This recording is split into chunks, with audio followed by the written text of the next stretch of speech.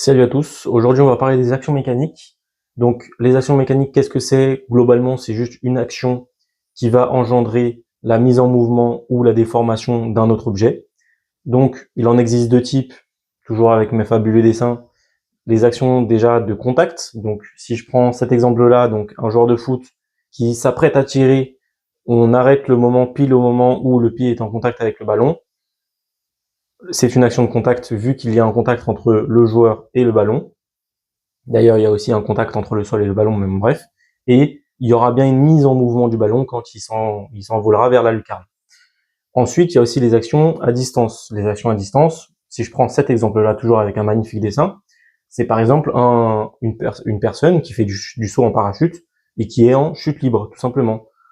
S'il y avait un parachute, ça changerait les choses, mais là, il n'y a pas de parachute, juste la personne, elle tombe. Hein, vous inquiétez pas, elle va pas mourir, mais juste elle tombe. Et donc, il n'y a pas de contact, elle n'est pas au contact avec le sol, elle n'est pas en contact avec la terre, mais par contre, elle est quand même attirée. Il y a quand même une force qui la ramène, qui la déplace, qui la met en mouvement. Donc, une action à distance. Donc, avec ce domaine, on s'approche vraiment bien de l'astrophysique, donc c'est plutôt cool. Mais surtout, avec ce domaine, on peut réaliser des calculs du type, par exemple, pour ceux qui font de la musculation, vous pouvez déterminer quelle force il vous faut pour soulever une barre de 100 kg. Ou un exemple que j'ai souvent eu à faire durant mes études, par exemple déterminer la force de freinage d'un véhicule qui a une vitesse constante de 90 km/h. Mais avant de vouloir se lancer dans les calculs, dans les exercices complexes, etc., le premier principe qui est vraiment à comprendre absolument, c'est vraiment comprendre le système étudié. Ce que je veux dire par système, c'est-à-dire la personne ou le corps qu'on étudie et les forces qui lui sont appliquées.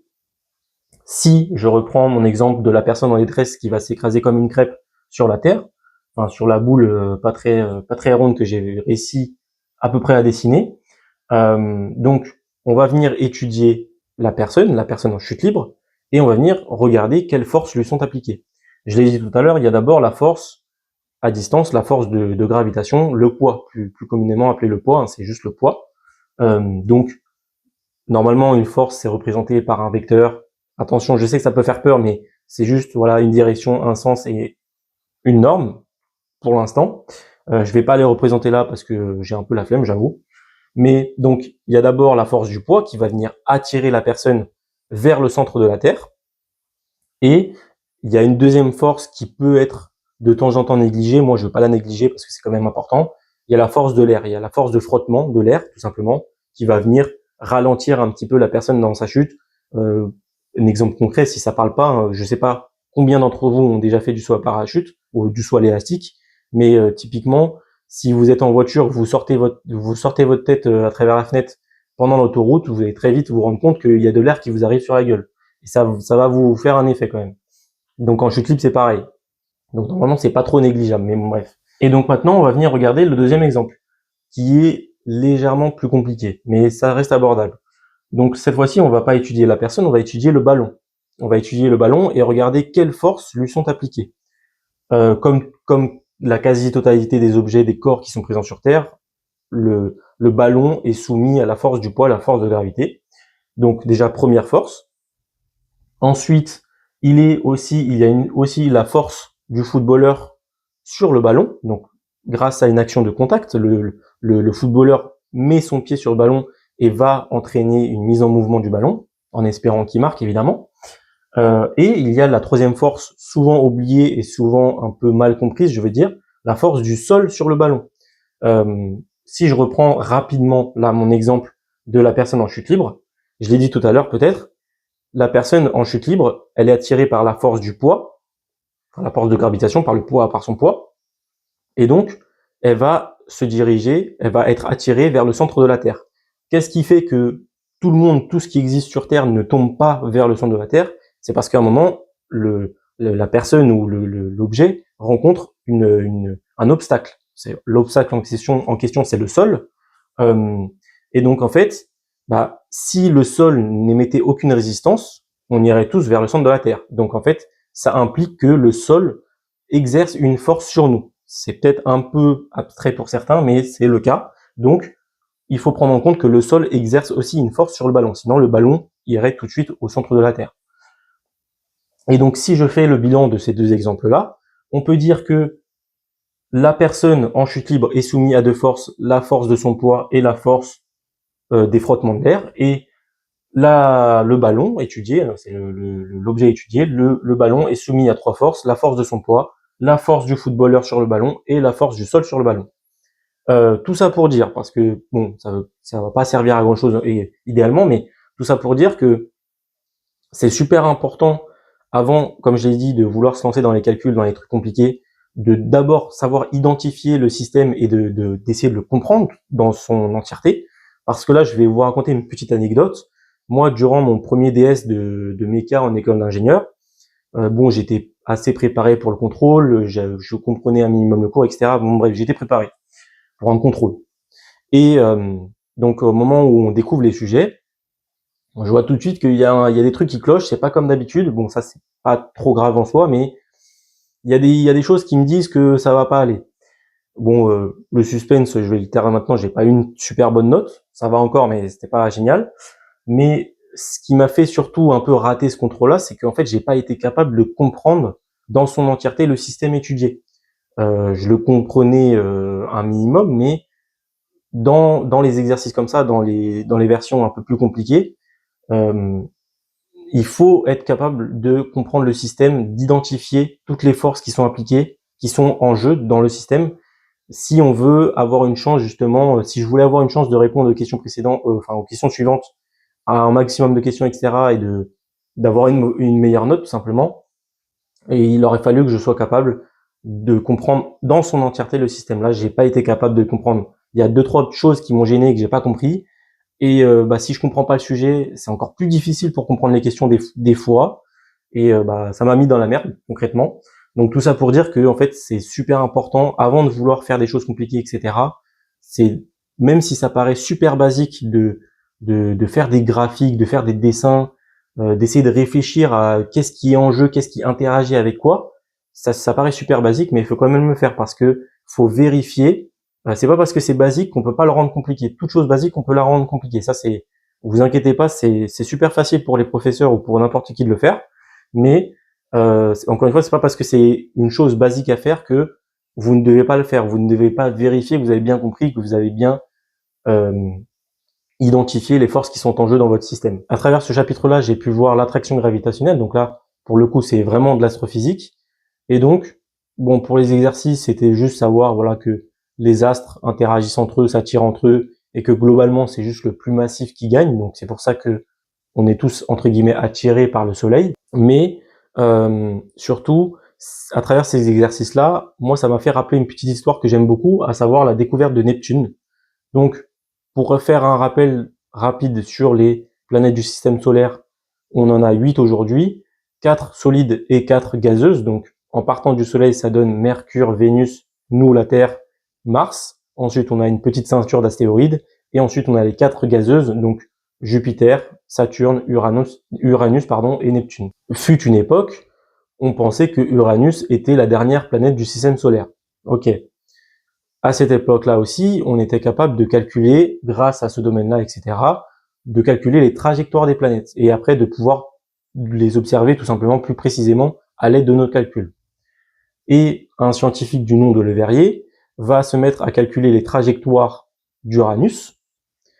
Donc il va les calculer et lorsqu'il va faire ses observations, il va se rendre compte qu'en fait les trajectoires calculées ne sont pas identiques aux trajectoires qu'il observe. C'est-à-dire que par exemple là, si on prend mon dessin qui n'est pas réaliste, attention, je ne dis pas que ce sont les vraies trajectoires, c'est juste pour imager, pour que vous puissiez comprendre ce que je raconte.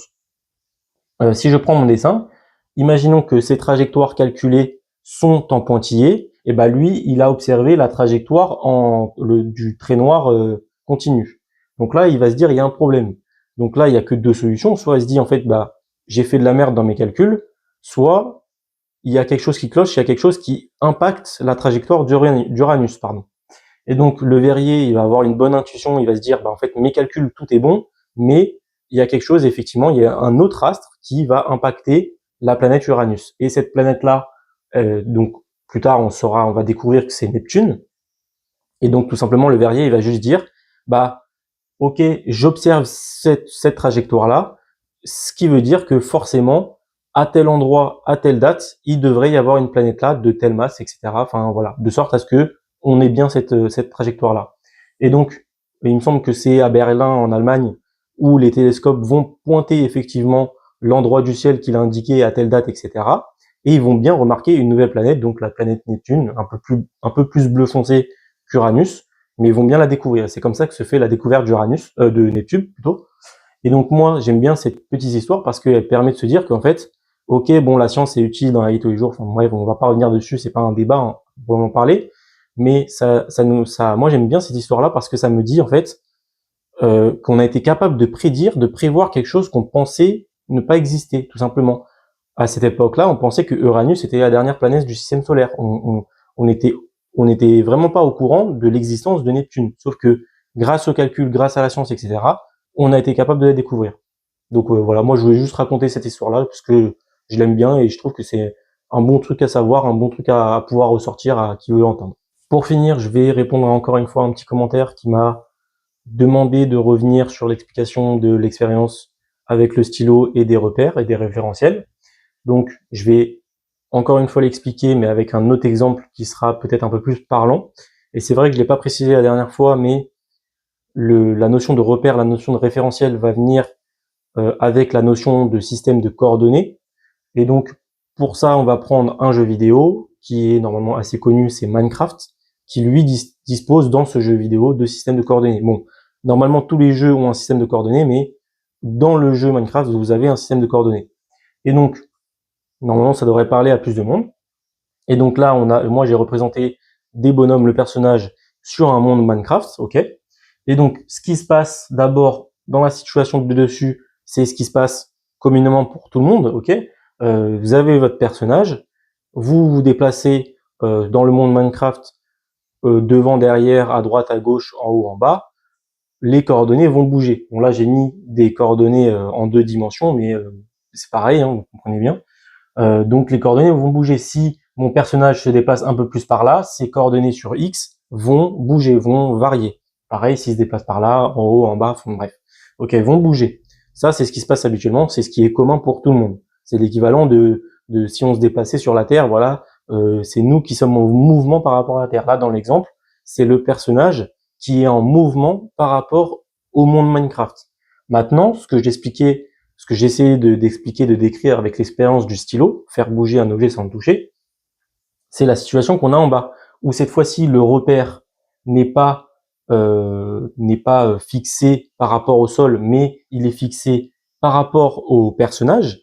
Bah, en fait, si le repère est fixé par rapport au personnage, si le personnage se déplace, pardon, le repère va se déplacer aussi, entre guillemets.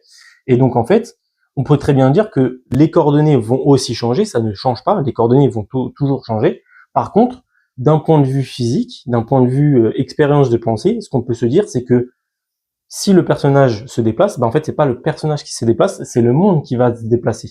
Parce que en fait, le repère va se déplacer avec le personnage. Donc en fait, c'est le monde qui se déplace. Le personnage reste fixe. Le repère, normalement, par définition, est fixe. Il est fixé, il est comme ça, et tout se déplace par rapport à un repère qu'on a fixé. C'est pour ça que c'est relatif, parce que on peut fixer des repères sur n'importe quoi. Moi, avec mon exemple des stylos, j'ai fixé mon repère sur un stylo, ce qui n'a techniquement aucun sens, mais j'ai fixé mon repère sur le stylo. En fait, à partir du moment là, si je reprends, parce que c'est vrai que je l'ai pas dit, j'ai fait juste avec 2 stylos, mais si je fixe un repère sur le stylo là, si je bouge le stylo comme ça, il y a tout le reste autour de nous, toute la Terre au final, qui va bouger par rapport au stylo. Et le stylo sera immobile.